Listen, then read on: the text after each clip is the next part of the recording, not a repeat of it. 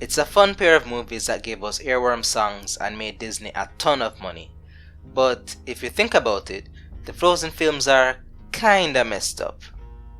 They tell the story of family dysfunction, depression, prejudice, and they don't even directly address it. Okay, maybe I'm getting ahead of myself. Let's start from the beginning.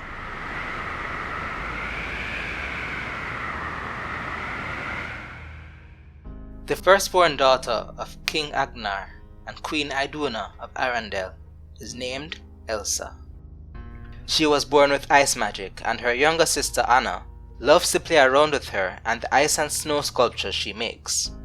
That is, until one day, Anna gets a little too excited.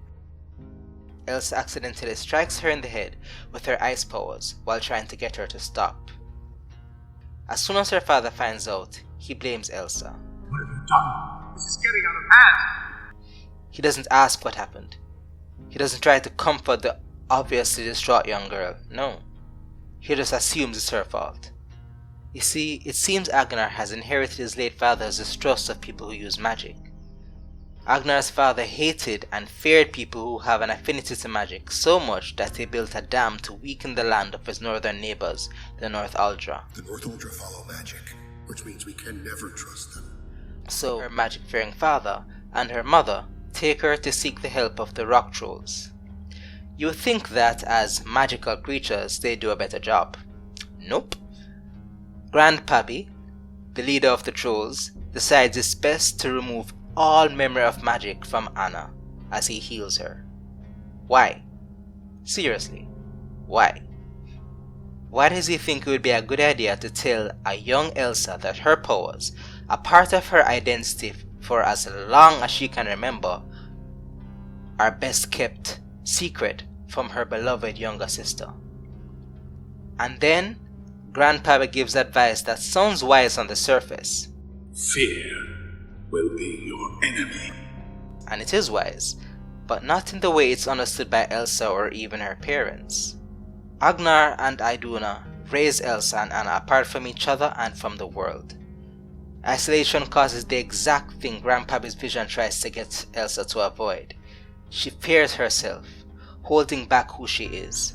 Anna, on the other hand, becomes so naive she agrees to marry an evil, manipulating man she's only just met. Can you imagine if they hadn't raised Elsa and Anna that way? They feared Elsa's powers, but when she is a girl, she basically had full control of them. That is, until she is shamed into hiding them away. Conceal it. Don't feel it. If she had been encouraged to embrace her powers and not blame herself the way her parents apparently did, none of the terrible things in the majority of the movie would have happened. I'm not saying they don't love Elsa. They speak to her gently, they hug her, they sing to her, but they do make a decision that affects her negatively for most of her life. The sad truth is that loving someone doesn't mean you'll automatically do what's right for them. Even though the focus of the first film is trained on how Agnar relates to Elsa, Iduna isn't innocent either. Iduna is from North Aldra. She spent her childhood surrounded by magic, and yet she lets her husband instill that fear of self into young Elsa. At best, she is complicit in Elsa's poor upbringing. The funny thing is, the writers of Frozen 2 gave her a redemption scene. When Elsa gets to Otterhallen, she sees a vision, a memory, a ghost of her mother, who finally tells Elsa what she should have told her when she was alive.